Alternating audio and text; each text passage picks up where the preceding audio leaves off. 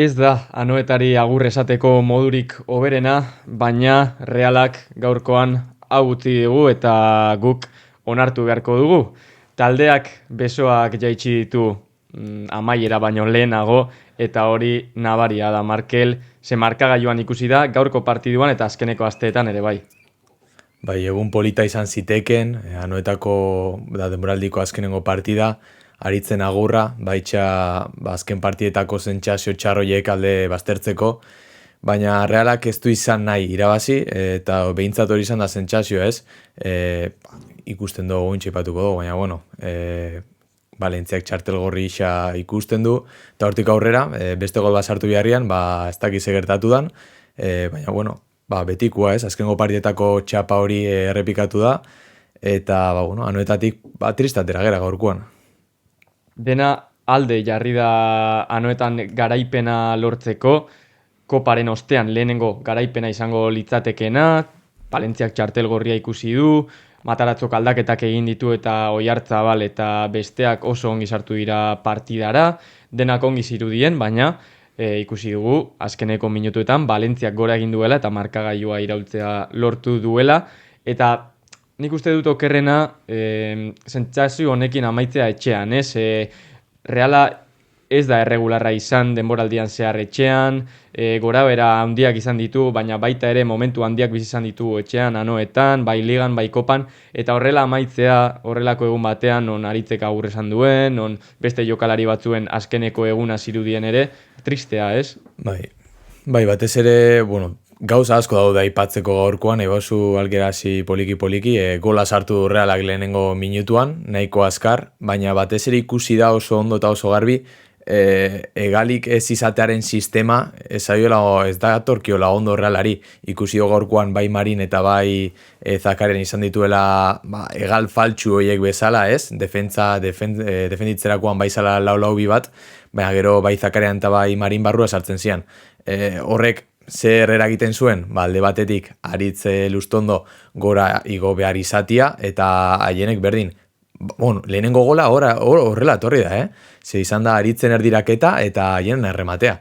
Baina lata guztiz ere lehenengo zati osoan oso ondo ikusi da, traba asko zeundela zelai erdi horretan, Braisek ez du bere eguna izan, eta sistema aldatu beharrian, horrek eragindu batez ere, overbooking hori zorraraztia Valentziaren area ertz horretan, eta goleko aukera askorik ez sortu izana.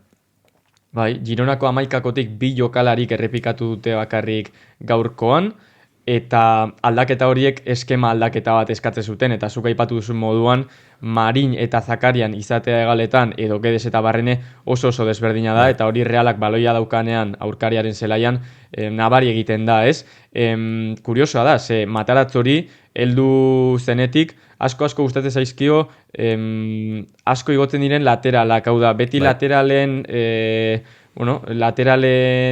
lan ofentsibo hori beti gora aipatzen du, eta ikusten dugu hori lortzen duen bakarra Sergio Gomez dela orain arte, ze beste lateralak Aritz, Aramburu, haien ez dira erasoko lateralak, gaur egia esan lehenengo gola horrela heldu da, Aritzek jarri du baloia eta haienek errematatu du, baina normalean ez da hori gertatzen, eta horrelako partidotan non erdialdean jende pila bat pilatzen den, horrelako erramitak behar dituzu, eta Realari kostatu bete zaio kontestu horretan.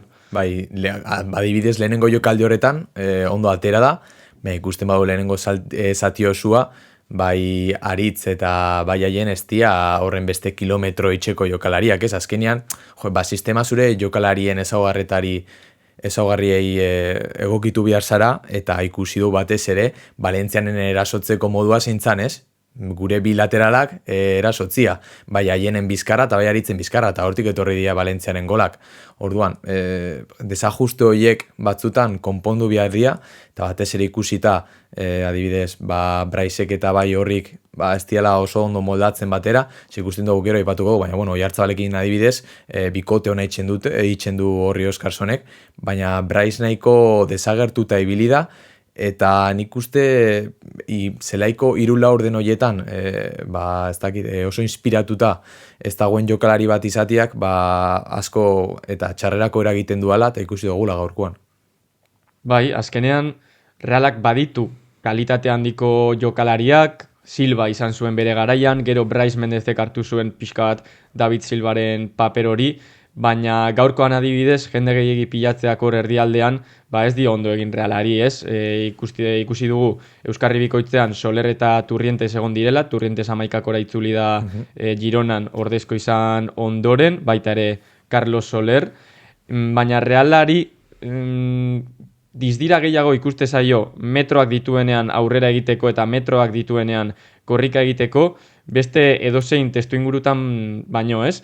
Orduan ikusi dugu Reala ondo sartu dela partidara, gero deskonexio minutuak izan dituela eta Valentziak markagailua irauli duela, eta gero lehenengo zatia hobeto amaitu duela, pare bat aukerekin, horri Oskarsonek ere aukera garbi bat izan du horre, Dimitrevskik ondo atera diona, hau da, deskonexio 10-15 minutu horiek berriz ere gola jasotzea eragin dute eta 60 gol jaso ditu Realak ligan guztira, hau da, gol gehien jaso dituen taldea da 2025-2026 denboraldian, ez da gutxi. Bai, gutxi da, eta nik uste datu oso txarra eta aldaketa bat eragin behar duen datu bat izan behar dela, ez? Kontua da ezin zela lehenengo 10 taldien artian egon eta gol gehien jaso dituen taldia izan. Osea, horrek ere, Mataratzoren prentza horrekoan, partidosteko prentza horrekoan argi eta garbi utzi du, ez? Azkenean ez dela arazo estruktural bat, hau da, sarritan entrenatzen duten egoerak direla, adibidez hirugarren gola, ez? Barkatu bigarren gola, baloi geldi horretan, baizik eta tentsio, kontzentrazio eta indar falta izan dela, eta gaur ikusi da adibidez, ez? Valentziaren hirugarren golian ustot izan dela, o laugarrengoan,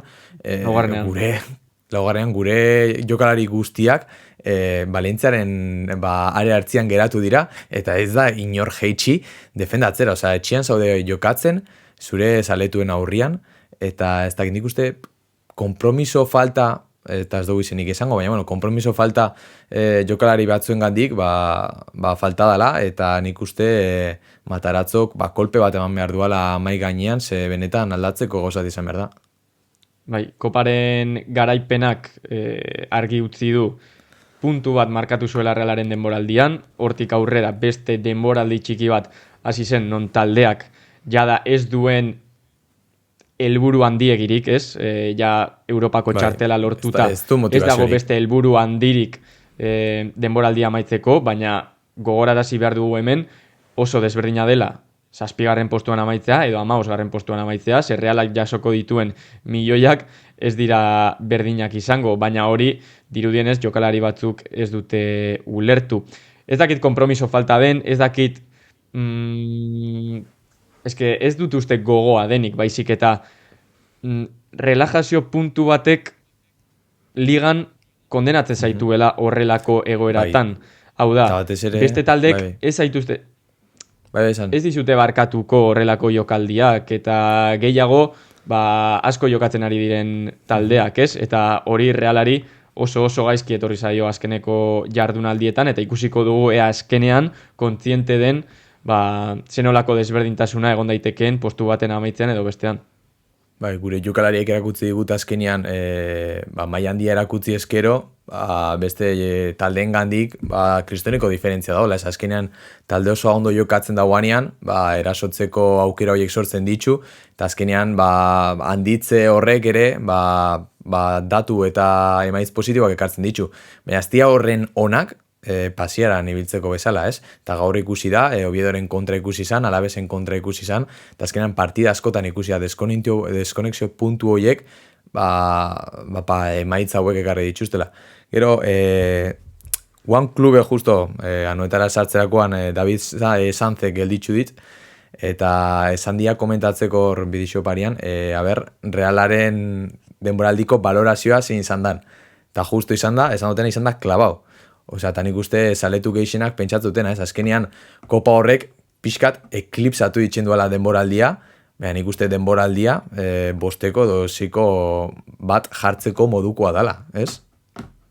Denboraldia ligan, baina nik uste dut Kopak guztiz eklipsatzen duela denboraldia, eta normala da, eta logikoa da. Azkenean titulu bat da, eta zuk tituluak irabazteko jokatzen duzu, ez? Azkenean ligan alik eta postu gorenean geratzea helburu erreal bat da, baina liga irabaztea ez da helburu bat.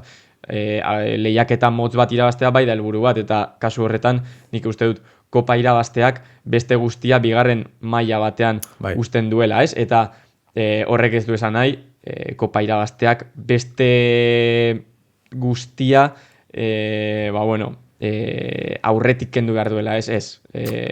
Ulertu behar dugu, Realak apustu bat egin zuela denboraldi hasieran, gaizki irten zela, gero aldaketa bat egon zela urtarrilean, eta aldaketa horrek titulu bat irabaztera eraman gaituela, baina oraindik lan handia dagoela egiteko aurretik, ze ikusten dugu orain dauzkagun arazoak denboraldi hasieraren antzekoak direla, eta errepikatu aldirela urrengo denboraldiaren hasieran, ez? Orduan, nik uste dut, denboraldiari nota ona eman behar zaiola, oraindik ez da amaitu, beste jardunaldi bat geratzen da, baina noski horra arrazoia ematen dizut, arazoak dauzka Realak, arazoak ez dira konpondu, eta kopa horrek pixka bat tapatu egin ditu, ez?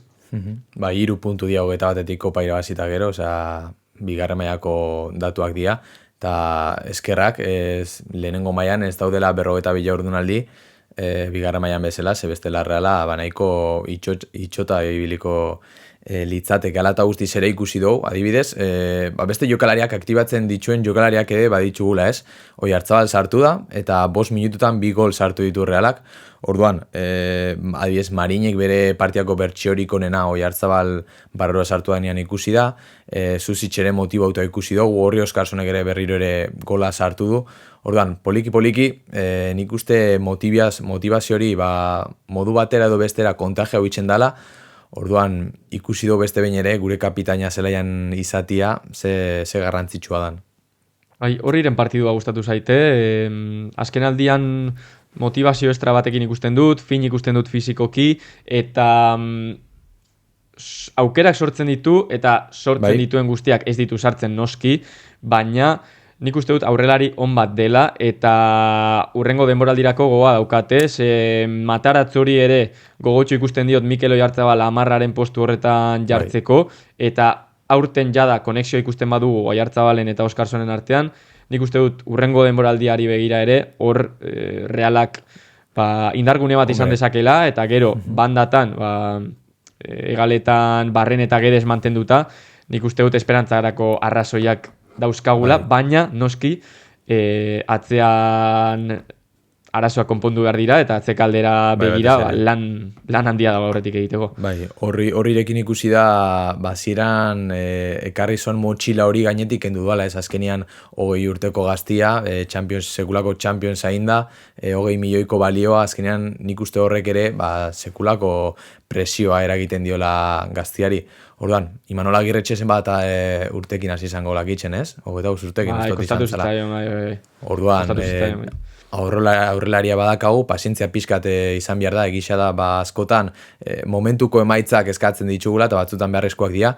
Baina, Realak gauza bat erakutzi baldin badigu izan da proiektuak poliki eraikitzen diala, eta pazientzia pixkat eskatzia, garrantzitsua da, beste kontu bat da, eta horregatik batzutan gauza zerre, espero genuena, baino, ez dakit, ez gogo falta, baina, kontzentrazio falta, eta maila kaskarragoa ematen dutenian.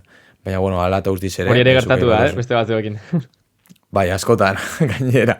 Baina, azkenengo partia falta da, inbiardian esperimentuak itxeko momentua, eta ikusiko dugu uda zelakoa izango dan, baina, printzipioz badirudi aldaketaren bat izango dugula.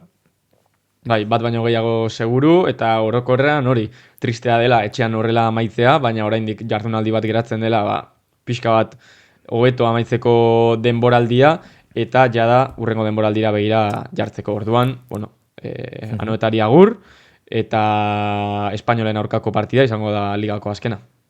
Eta nor daki ez, nor izango den, baina segurazki Realeko jokalariren baten ere agurra izan da gaurkoa, eta ez dugu horren berri izan. Laster izango dugu, seguru. Bai.